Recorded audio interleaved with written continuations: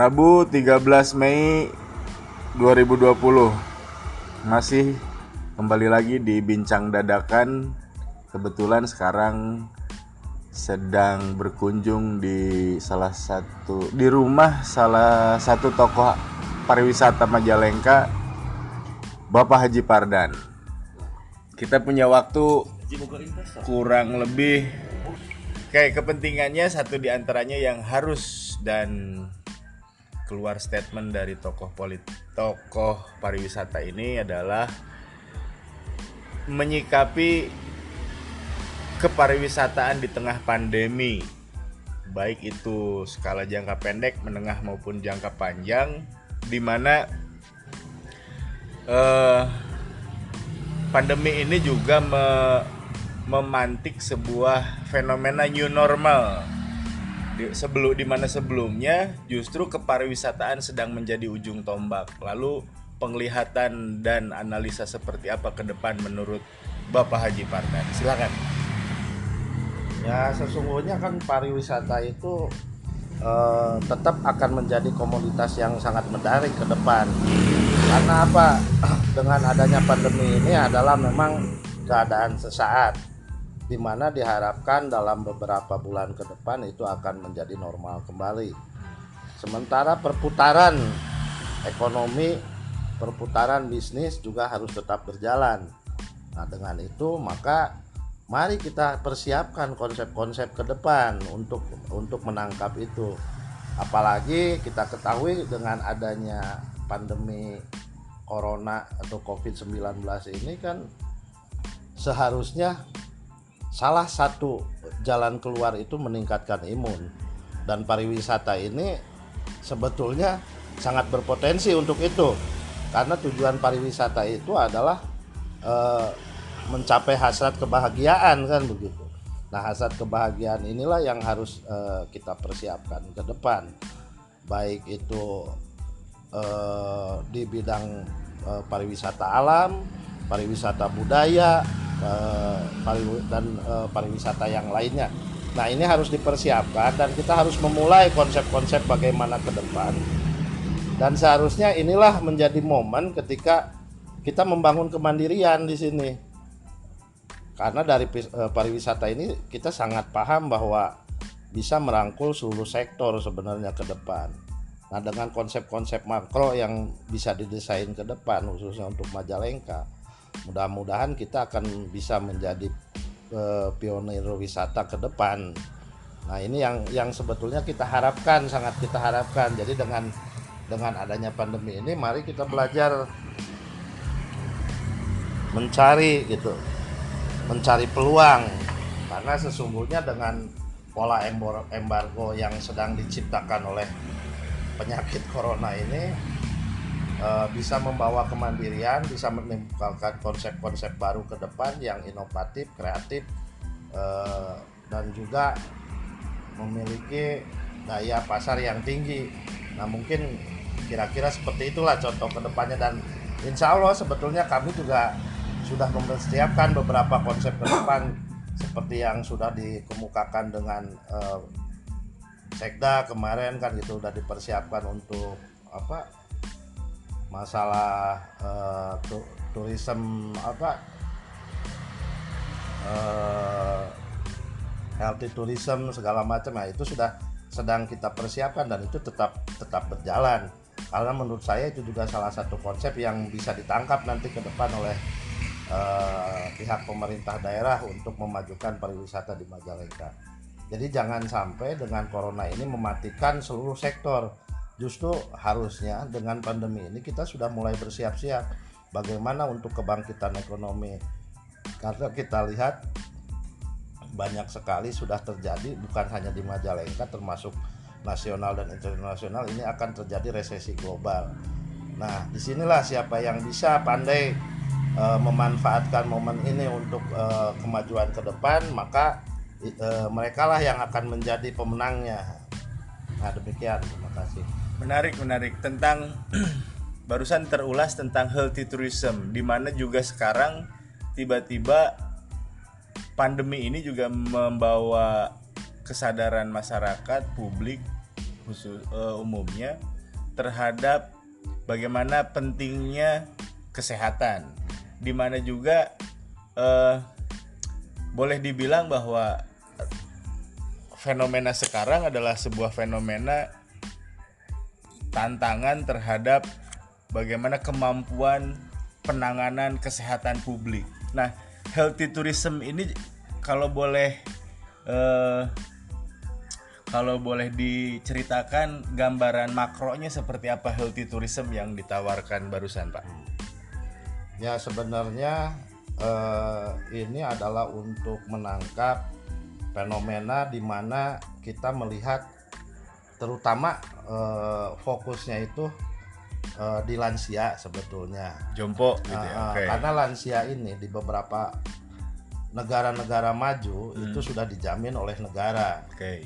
Nah, uang penjaminan dari negara inilah yang nanti akan kita manfaatkan sebagai devisa untuk di Indonesia. Nah, lalu apa tindakan yang harus kita buat? Kita berencana membuat satu kawasan wilayah di mana tempat itu menjadi tempat tinggal mereka untuk sementara, apakah itu 1 bulan, 2 bulan, 3 bulan sesuai dengan visanya tentunya. Tetapi mereka itu dijamin kesehatannya di kita, artinya kita punya klinik di sini yang bertaraf internasional. Nah, dengan demikian kita bisa memberikan layanan wisata kepada mereka dengan pola penerapan juga penanganan kesehatannya di kita.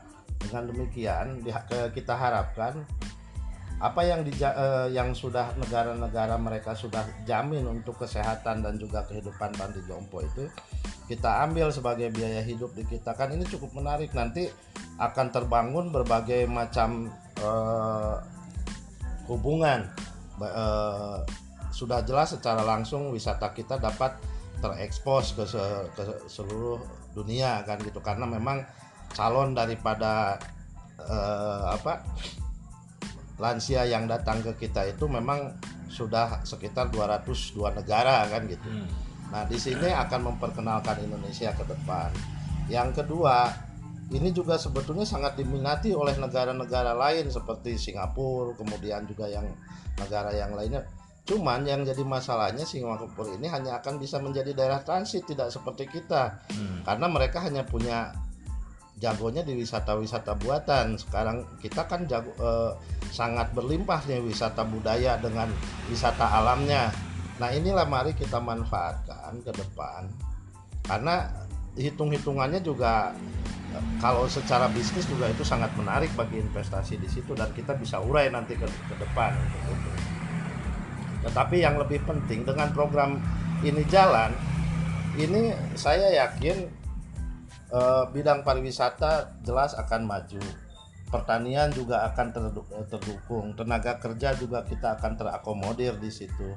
Kemudian juga IO pariwisata juga nanti kita akan bisa gerakan untuk membantu melaksanakan event-event tersebut. Nah, dengan demikian saya pikir dengan salah satu sampling saja semacam ini, nanti ini bisa mengupgrade daripada sektor-sektor yang lain. Nah, mudah-mudahan ke depan Majalengka bisa merespon secara positif ide-ide seperti ini, kemudian juga membuka peluang investasi seperti ini, karena sesungguhnya investasi yang terbaik itu yang bisa membuka lahan terhadap sektor-sektor yang lain. Tidak hanya saya seperti contoh ambil misalkan ada sektor investasi di bidang industri. Ketika bidang industri itu hanya industri satu titik, misalkan ada industri mobil di Majalengka, pabrik mobil, itu yang akan terjadi hanya penyerapan tenaga kerja saja. Kita harus diakui Majalengka belum punya bahan baku, Majalengka juga belum punya tenaga ahlinya yang sampai ke situ. Artinya kita hanya dapat PAD-nya saja dari pabriknya, kemudian hanya bisa memasukkan tenaga kerja kasar yang notabene kalau saya lihat tinggal kurang lebih 3%, dan itu kalau direbutkan oleh industri-industri yang ada sekarang juga itu sudah selesai permasalahan itu. Nah, mari kita berpikir cerdas untuk bagaimana menangkap investasi-investasi yang sifatnya lebih memberikan kontribusi terhadap pemerintah daerah, kemudian lebih bisa menjadikan stimulan atau trigger sebagai pancingan terhadap industri yang lain, termasuk pertaniannya, termasuk ya pariwisata itunya sendiri, kemudian juga ketenaga kerjaannya di bidang kesehatannya juga akan meningkat, karena dengan itu sedikitnya juga bisa menjamin terhadap masyarakat sekitar. Nah di sekitar situ itu akan bisa membantu menjamin kesehatan di sana, karena kliniknya kan kita sudah biayai dari investasi ini. Oke, jadi yang saya tangkap seperti ini kurang lebihnya gambaran simulasi yang muncul di benak saya adalah ini adalah sebuah fenomena relokasi. Ya, relokasi dari satu titik isu penanganan lansia. Ketika yang sering kita dengar penanganan lansia ini membutuhkan sangat besar sumber daya manusia untuk menanganinya. Fenomena yang terjadi sekarang adalah contoh kasus Taiwan, di mana di negara-negara Taiwan usia yang tidak produktif tetapi masih memiliki subsidi anggaran pemerintah untuk keberlangsungan hidupnya, sementara ada sekat dengan usia produktif yang masih dituntut bekerja, sehingga membutuhkan penanganan SDM untuk menangani lansia. Tawaran yang sekarang terjadi, maka berangkatlah TKW dari Indonesia, dari Majalengka ke Taiwan untuk menangani lansia. Nah ini berarti kalau fenomena healthy tourism ini sebuah konsep yang dibalik. Justru lansia ini yang datang ke kita difasilitasi, dilayani dalam satu areal tertentu, yang kemudian turunan itu yang kemudian menjadi turunan sub ekonominya. Berarti gambarannya seperti itu. Bukan hanya sub ekonomi sebetulnya yang kita tangkap di situ. Sudah jelas lah bahwa kita menerapkan nanti juga gaji standar internasional. Jadi daripada nanti TKW kita yang berangkat ke luar negeri meninggalkan meninggalkan istrinya, suaminya, anaknya. Nah, kenapa kalau memang itu memungkinkan di lansianya dibawa ke sini, mereka masih bisa bekerja untuk melayani itu, tetapi secara sosial kultur juga mereka masih bisa berhubungan dengan itu suaminya, dengan keluarganya, dengan anaknya. Nah, ini efeknya sangat besar sebetulnya. Mungkin terlihat hanya seolah hanya pindah tempat saja. Tetapi dengan perpindahan tempat ini sangat menjaga kelangsungan generasi bangsa ke depan. Karena apa? Si ibu yang biasanya harus 2 tahun kontrak di luar negeri, sekarang bisa bekerja di sini dan bisa pulang ke rumah. Itu bisa memberikan edukasi tetap terhadap anak-anaknya.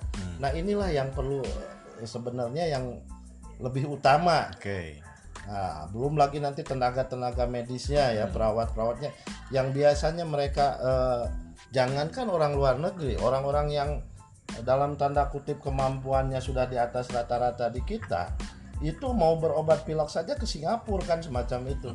Nah, kenapa kalau kita tidak siapkan di sini klinik yang bertaraf internasional yang bisa ketika dia berobat tetapi dia juga punya kenyamanan kan gitu ya, karena kita fasilitasi dengan tempat yang bagus. Nah, ini kan tentu akan menjadikan hal yang lain. Nah, mari kita rebut kesempatan seperti ini untuk bersaing dengan negara-negara luar. Lalu yang tampak akan sangat kompleks itu adalah pola kerjasama dan kesepakatan bilateral. Nah, sejauh ini fenomena itu apakah sudah ada peluang otomatis secara bentuk kerjasama, mengingat ini adalah negara ke negara, kemudian bahkan skala yang jauh lebih besar internasional, maka perlu kecerdasan kerjasama G2G. Nah, pola kerjasama G2G yang seperti apa yang kemudian peluangnya ini sudah sangat terlihat mudah untuk direalisasikan? Pada saat ini yang menangani G2G itu sebagai operatornya adalah BKNRI. Apa itu, Pak? Badan Ketahanan Nasional Republik Indonesia dan Internasional. Oke. Nah, BKNRI ini sudah menggalang sekarang dari target 1000 panti yang akan kita buat, itu di tahap awal 30. Nah, 30 ini mudah-mudahan 30 itu 30 apa? 30 titik. 30 titik. Mudah-mudahan Majalengka bisa menjadi bagian salah satunya. Oke. Karena apa? Kalau menurut hemat saya, kita tidak ada yang dirugikan kok dalam saat ini gitu. Kita tidak mengeluarkan dana dari APBD, kita juga tidak mengeluarkan untuk dana-dana yang lainnya karena mereka sudah siapkan. Yang dibutuhkan oleh mereka sekarang itu adalah izin dari presiden. Nah, untuk memenuhi kuota yang 30 ini, nah sebaiknya menurut pandangan saya Majalengka ambillah salah satunya dan proaktif di dalamnya. Pemerintah daerah itu memberikan keleluasaan untuk itu. Mari kita siapkan izinnya, kemudian juga persiapan yang lainnya. Sudah barang tentu nanti juga seluruh aspeknya kita kaji bersama. Nah, tujuannya apa? Tidak ada salahnya kita mencoba. Kalaupun misalkan ujung-ujungnya gagal, kita tidak memiliki kerugian secara material kok gitu. Karena semuanya juga mereka yang melakukan. Cuman mereka hanya butuh mana nih titik-titik real yang akan diajukan kepada pemerintah pusat. Lawang seperti itu aja kalau kita tidak bisa ngapain kan, itu kesempatan yang sangat baik, tidak ada ruginya kita sudah mempersiapkan itu. Nah, dengan demikian bahkan saya berpikir untuk ke depan tuh bukan satu titik di Majalengka tuh yang saya targetkan, minimal 2 atau 3 titik, mengingat dari kuota yang dibutuhkan 30 tadi teh masih banyak titik yang mereka butuhkan. Kemudian juga melihat kultur di kita, iklimnya gitu, letak geografisnya sangat memungkinkan. Kita punya dataran yang sangat dingin, kita punya yang menengah yang cenderung panas. Nah, ini bisa kita manfaatkan sebagai varian yang nanti menu yang akan kita sampaikan kepada mereka gitu. Oke, The Barudaks, itu pantikan obrolan dadakan bersama Haji Pardan, salah satu penggiat kepariwisataan dan tokoh kepariwisataan di Majalengka. Pantikan ini akan seperti apa ke depan? Saya harap ini adalah sebuah harapan, sebuah tawaran harapan untuk menjangkau masa depan di tengah pandemi yang sedang kita rasakan. Sekali lagi, jangan putus asa, jangan putus harapan. The power of hope terus tumbuhkan. Sehat selalu. Assalamualaikum.